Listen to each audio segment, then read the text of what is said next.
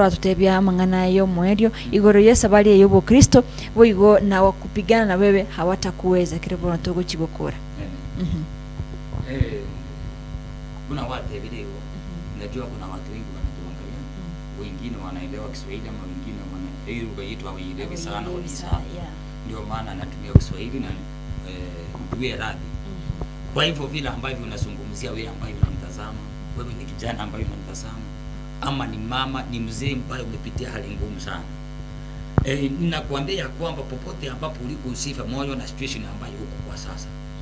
Unaweza kuwa uko katika mahali ambapo umefinywa, hauna mtu wa kuambia, hauna jirani ambaye anaweza kukusaidia.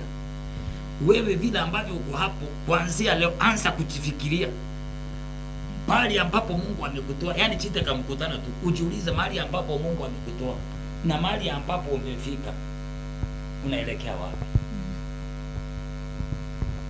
Unaelekea wapi?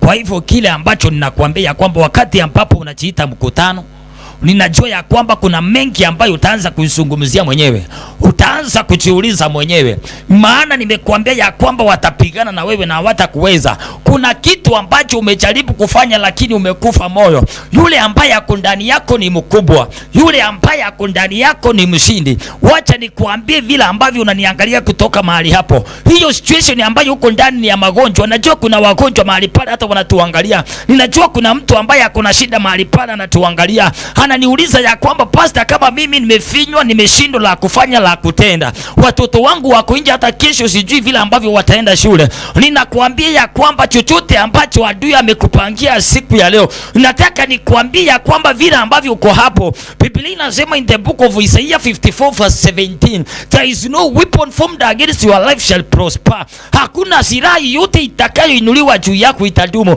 Hiyo silaha za magonjwa ambazo unaona hazitadumu kwako, hiyo magonjwa haitakaa kwako siku zote. Huo umaskini hautakaa kwako. Changamoto hazitakaa kwako siku zote. Leo inaweza kuwa unalia, leo unaweza kuwa umepitia kilio, leo unaweza kuwa umepitia mateso, leo unaweza kuwa umepitia njaa, leo inaweza kuwa watu wamekusema, sio siku zote watakusema, sio siku zote watakuchukia, sio siku zote wewe ambao utakuwa mahali hapo unalia kwa hiyo kiti. Ninakuambia ya kwamba there is no weapon, there is no weapon ambayo itakayoinuliwa kwa watoto wako. There is no weapon itainuliwa kwa hiyo biashara yako. There is no weapon itainuliwa kwa hiyo ndoa yako. Ninakuambia ya kwamba Mungu yuko pamoja na wewe. Mtumainie Bwana siku zote. Wana wa Israeli waliona ya kwamba safari imekuwa ngumu. Wana wa Israeli wakaona wameteseka. Wana wa Israeli wakapoteza tumaini. Wakaanza kumulilia Musa. Wanauliza Musa, hapa tutaelekea wapi? Musa, tazama tunakufa sasa kwa njaa.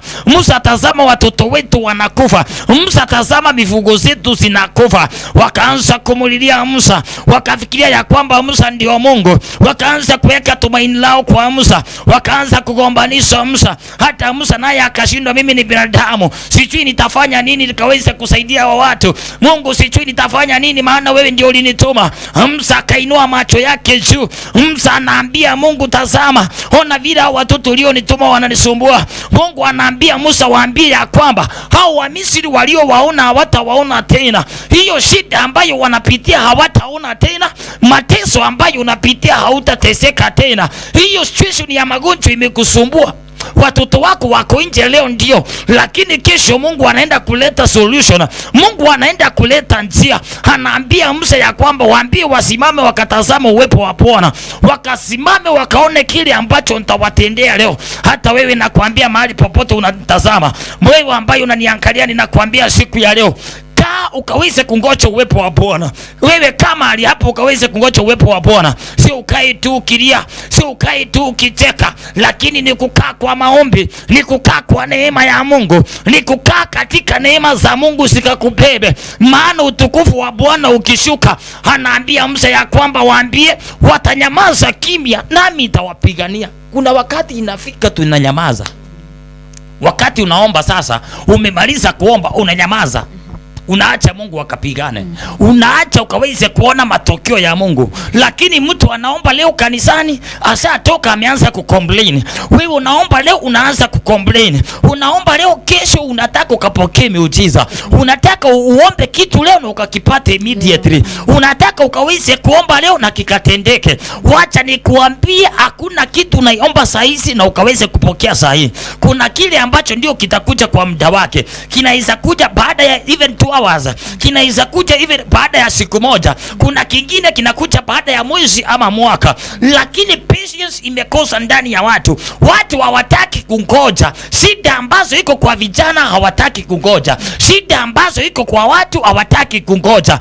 Anataka leo akwambie nipe 500 na ukaweze kumpa immediately, hiyo ndio miujiza. Hapana, hiyo sio miujiza. Wewe omba leo na ukaweze kukaa ukingoja. Ndio Biblia inasema ya kwamba mkanyamaze kimya.